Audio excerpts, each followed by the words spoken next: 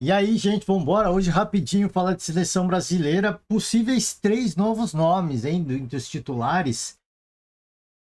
Rafinha já foi confirmado. Esse é certeza. Temos um nome confirmado. E esse eu acho que todo mundo meio que previa, né? O retorno do Rafinha aí com o cumprimento da suspensão. Seria natural, né? A entrada do Rafinha e a saída do Estevão. Acho que foi uma tentativa nobre do Ancelotti de colocar o Estevão ali na posição, mas não dá para negar que são atletas que estão em momentos diferentes, que hoje estão em prateleiras diferentes. O Estevão é muito novo, tenho certeza que vai chegar lá, mas o Rafinha, cara, além de candidato a craque, ele é candidato. Acho que o Rafinha não é candidato a craque, craque ele é. Ele é candidato a protagonista da seleção brasileira. Mas enfim, vamos manter as expectativas baixas, senão a gente às vezes acaba se decepcionando. Mas vamos lá, vai. Sem mais delongas, hoje rapidinho, rapidamente. Tá lá, ó, escalação. Martinelli na vaga do Gerson. Esse é um nome Cara, assim, e as 3 mudanças. Aqui o artigo por Bruno Cassucci e Caemota. E as 3 mudanças, Rafinha, obviamente, não era segredo para ninguém, mas a entrada do Martinelli e do Matheus Cunha, se de fato vier a acontecer, e eu acho que vai, porque a gente até projetava esses três nomes no primeiro jogo e isso veio a acontecer. Imagino que o Martinelli vai entrar no lugar do Gerson, o Matheus Cunha no lugar do Richarlison, o Rafinha já foi confirmado pelo próprio Ancelotti, né, que elogiou muito o atleta e tudo mais. Então, são mudanças para deixar a equipe mais ofensiva. Então, é muito claro deixa eu mudar aqui a cara do Ancelotti, né? Não está muito dando uma piscadinha, né? Não ficou legal aqui. Eu acho que a mudança é muito clara e o Ancelotti vem para buscar a vitória contra o Paraguai. É um jogo difícil, né? Complicado, porque é um adversário que tradicionalmente se defende muito bem. E o Brasil, apesar de ter corrigido, corrigido não diria, acho que é cedo para falar corrigido, mas ajustado a questão defensiva, na questão ofensiva ainda é preciso um trabalho um pouquinho, que talvez leve um pouquinho mais de tempo. A gente espera que com essas mudanças a coisa aconteça de uma forma mais natural. Eu acho que a equipe ela sente o nervosismo, não é de hoje que eu falo isso, já é acho que desde o ciclo do Tite, a seleção brasileira ela vem tendo esse problema. Ela tem essa, obviamente que contra adversários mais fortes, a dificuldade é o adversário. Contra adversários mais fracos, a dificuldade para mim ela é o nervosismo. É a ansiedade de ir lá e fazer o primeiro gol. A partir do momento que sai o primeiro gol, a seleção costuma fazer 2, 3 às vezes. Isso é muito comum de acontecer. Contra equipes mais fracas, no caso, né? Então, acho que hoje a seleção ela tem um problema de confiança muito sério e eu acho que o Dorival, ó, falei até Dorival ontem, né? Peço até perdão, ainda bem que todo respeito ao Dorival, sempre disse aqui, como treinador de clube, para mim, é um dos melhores. Agora, como seleção, é um fiasco, né? Foi um desastre. Enfim, ainda bem que não é mais Dorival. Tá? De novo, todo respeito, quem me acompanha aqui sabe que eu sou um fã do trabalho do Dorival. Ancelotti, pô. E ontem eu falei Dorival, se eu não me engano, em algum momento, né?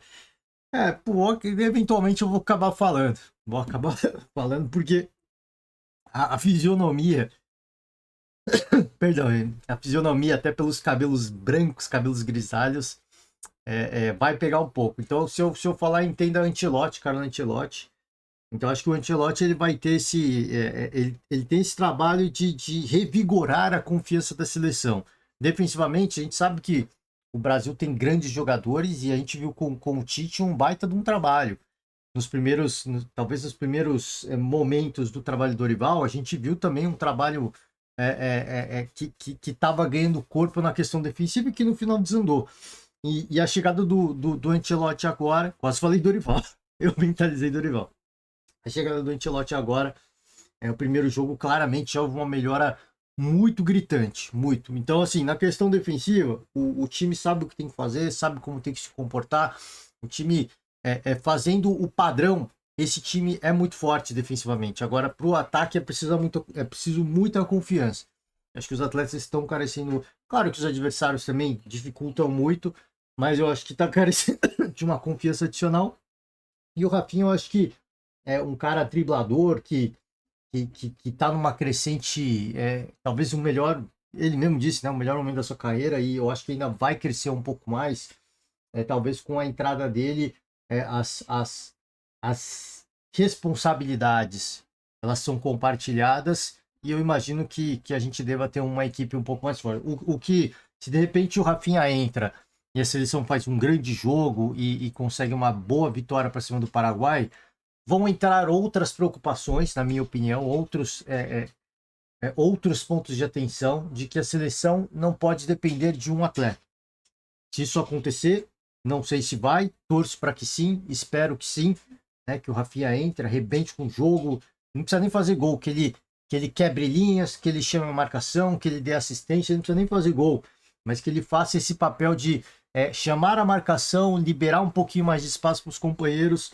Se ele conseguir, se a entrada dele significar uma vitória neste momento, uma vitória importante, imagino que o Ancelotti vai ver coisas interessantes lá e vai ficar bastante contente com o resultado e todo mundo vai ficar. Agora, para mim, levantam problemas que não podemos depender de um jogador. Nos últimos anos, é assim que tem sido. A gente sempre vive a expectativa do Neymar voltar, e até hoje eu diria que nós somos viúvas do Neymar. Não só a gente como torcedor, mas a própria seleção, os atletas. Então hoje nós vivemos um período de sermos viúvas do Neymar. Estamos até hoje esperando o retorno do craque e a gente não pode depender disso. A gente não pode depender de um ou outro atleta. Os títulos mundiais que o Brasil conquistou foi em virtude de uma série de jogadores estrelados, né? Claro. Pô, se a gente pensar em 2002 era absurdo. Aquela seleção ali, eu duvido que ao longo da história, né? Não é história, mas acho que dentre os campeões mundiais, eu acho muito difícil a gente ver uma seleção com um naipe daquela de 2002. Eu acho que foi a última, talvez, a última grande seleção que tinham nomes assim, ridicularmente ridículos. Ridiculamente. Ronaldo Fenômeno, né? Cafu, Rivaldo, Roberto Carlos. Então, assim, eram nomes que o Kaká estava no banco, né? Kaká ainda muito jovem, vai estar no banco. Então, assim, eu acho muito difícil que a gente veja. Talvez a França consiga, né?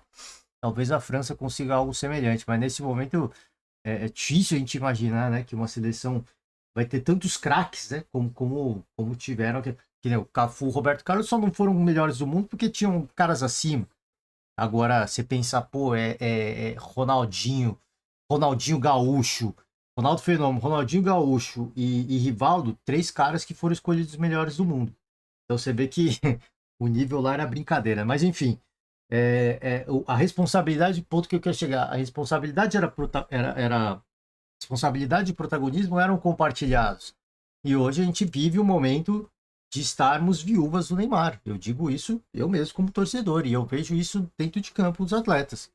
Então, eu acho que o trabalho do Ancelotti, o trabalho mais difícil vai ser esse, de trazer a confiança e de repente, de alguma forma ele transformar hoje atletas que são coadjuvantes em protagonistas. Hoje o Vini, para mim, é um dos grandes nomes na seleção, mas ele é um coadjuvante ainda. Ele não conseguiu ser protagonista, espero, como ele no Real Madrid. Eu espero que com o trabalho que ele teve no Real Madrid, conhecedor do atleta, ele consiga trazer o Vini para esse outro estado, né? Para esse outro status de um atleta que está querendo ser protagonista para de fato se tornar. O Rafinha é a mesma coisa, sabe? É um cara com muito potencial e talvez nos últimas partidas, talvez o cara mais importante na seleção. Então acho que fica aquela nossa expectativa pelo trabalho do Ancelotti de conseguir fazer meio que esse trabalho de coach mesmo, né? De trazer restabelecer a confiança no setor ofensivo e fazer com que nomes que ainda são promessas, são realidades nos clubes, mas na seleção ainda são promessas para que eles se tornem realidade, né? Então, uma vez se tornando realidade, a gente vai ganhar pelo menos 2 ou 3 protagonistas dentro da seleção. A gente não vai depender apenas de um nome. E quem tem a ganhar isso é a gente, pô. Aí sim, na minha opinião, a perspectiva da gente disputar de fato o título mundial, ela existe. Porque até então, a gente obviamente torce porque nós somos torcedores. Mas a gente olhava, sabia que a seleção carecia de nomes fortes, protagonistas, que, no caso assim, se o Neymar sair, for suspenso ou se lesionar, acabou a Copa pra gente. A gente tinha essa. Desde 2014 tem sido assim, aliás, né?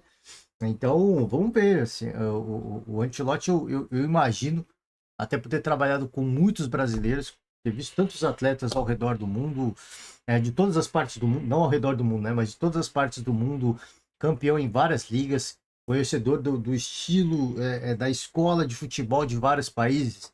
Eu imagino que ele vai ter ele consiga fazer esse trabalho de recuperação que talvez hoje seja o mais importante. Claro que inicialmente parar de perder, parar de tomar gols, isso aparentemente ele já corrigiu. Agora é você dar confiança para o ataque para que esses caras deixem a penumbra, digamos assim, para realmente entrar de vez nos holofotes e se tornarem as caras que vão encabeçar aí o projeto do Hexa. Porque hoje o projeto do Hexa para mim não existe.